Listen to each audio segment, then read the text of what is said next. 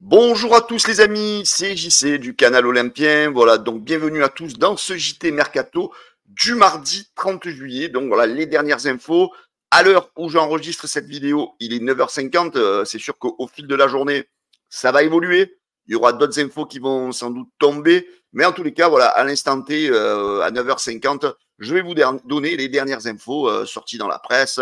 Voilà, tout ce qui se dit par rapport au Mercato de l'Olympique de Marseille. En tous les cas, les amis, n'hésitez pas à commenter les vidéos, à me dire ce que vous pensez du mercato de l'Olympique de Marseille. N'hésitez pas à mettre le petit pouce bleu et à vous abonner, bien sûr, à la chaîne YouTube du canal Olympien. Voilà, c'est parti. On attaque cette rubrique Mercato OM de ce mardi 30 juillet. Voilà, donc, selon Tagat, donc, Ismail Assar donc, serait bien arrivé hier du côté de Londres où il doit, comme vous le savez, signer un contrat avec Crystal Palace. Donc on a su hier que la transaction a été un petit peu ralentie pour un problème de visa. Le joueur donc aurait bien obtenu son visa et se serait bien rendu à Londres. Il devrait passer sa visite médicale ce matin et sans doute l'officialisation de son contrat devrait être dite soit aujourd'hui, soit demain. Donc n'oubliez pas la somme du transfert autour de 15 millions d'euros pour l'Olympique de Marseille. Voilà, donc ça en route pour Crystal Palace. Allez, on continue les amis donc avec le dossier Cornelius.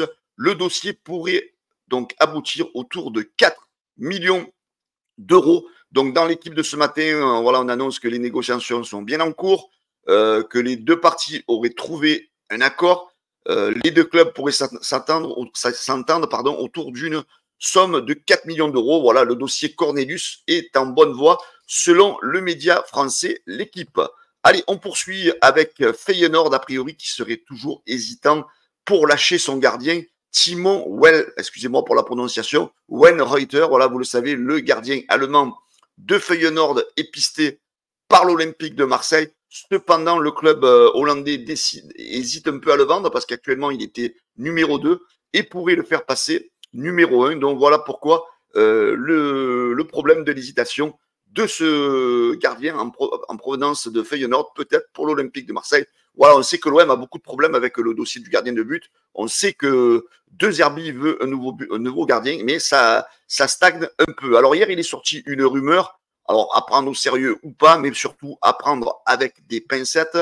Donc, selon une personne qui s'occupe un petit peu des bruits mercato au Portugal, l'OM serait a priori intéressé et aurait ouvert des discussions avec David De Gea et son camp. Donc voilà, donc ça c'est une info que je vous donne. Voilà, bonne, pas bonne, je sais pas, mais j'ai trouvé utile de vous la dire. Donc a priori l'OM aurait donc ouvert des discussions avec ce gardien de but. Allez, on poursuit les amis pour le dossier Carboni. Donc selon l'équipe de ce matin, le dossier serait proche d'un aboutissement positif. Hein. Ouais, voilà. Donc le seul truc, c'est que on sait que l'Inter veut sécuriser l'avenir du joueur. On sait qu'ils veulent le récupérer sans doute une fois le prêt terminé. Donc leur objectif, c'est de le faire signer une année supplémentaire jusqu'en 2029. Ils avaient fait la même chose quand il avait prêté à Monza. Donc, a priori, tout devrait s'accélérer dans cette semaine. Cette semaine, pardon, le dossier pourrait être clôturé cette semaine. Donc, le dossier Carboni, a priori, est en bonne voie pour l'Olympique de Marseille. Allez, on poursuit donc selon une information de la Minute OM. Alors hier, on a eu des contradictions concernant Enzo Sternal.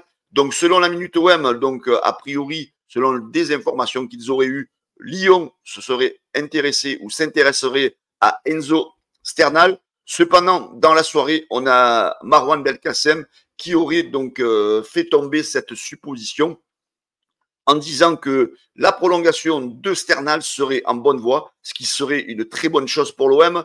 Voilà, il le dit bien, hein, concernant Enzo Sternal, ça avance bien, concernant sa prolongation, donc pas de panique à l'instant T. On reste prudent, mais optimiste. Voilà, donc c'est sûr que tant que c'est pas signé, on va rester prudent.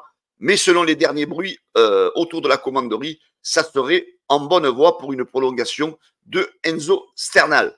Allez, on continue avec Ulysse Garcia qui attiserait les convoitises du côté de l'Allemagne, surtout du côté de Augsbourg. Donc le club n'aurait pas fait d'offre, mais on sait qu'il y aurait peut-être même d'autres clubs qui éventuellement scruterait Ulysse Garcia. Comme vous le savez, il est arrivé cet hiver. Donc, et le Suisse n'entre pas dans les plans de De Zerbi. Et l'OM compte récupérer autour de 4 millions d'euros dans ce futur deal. Allez, on poursuit les amis avec enfin Ismaël Koné qui est arrivé à Marseille. On sait qu'il portera le numéro 51, en l'honneur du passis peut-être, je ne sais pas. Mais en tous les cas, il portera le numéro 51 et donc va commencer donc sa préparation avec l'OM. On continue avec un nouvel intérêt pour un nouvel attaquant. Selon Eldelsmask, donc je ne connais pas trop cette source, mais je fais confiance à Mercato OM qui relie toujours des bonnes informations. L'OM ferait partie des clubs intéressés par le profil de Youssoufa Moukoko, l'attaquant de Dortmund, très bon attaquant, jeune, 19 ans. Alors aura-t-il les épaules de devenir un attaquant de l'OM à 19 ans? Ça, j'en sais rien.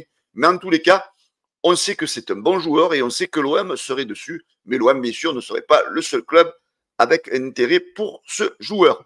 On apprend aussi ce matin par le site portugais Ebola que l'OM serait intéressé par un nouveau joueur du Braga, donc un souvenir Vitinha, Braga, et là il serait intéressé par Simon Banza, donc vous le connaissez, hein, l'attaquant a déjà joué à Lens, donc l'OM aurait des yeux sur ce joueur. Voilà les amis, donc les infos mercato de ce mardi 30 juillet se terminent. En tous les cas, j'espère que vous avez apprécié. En tous les cas, n'hésitez pas de me le mettre en commentaire.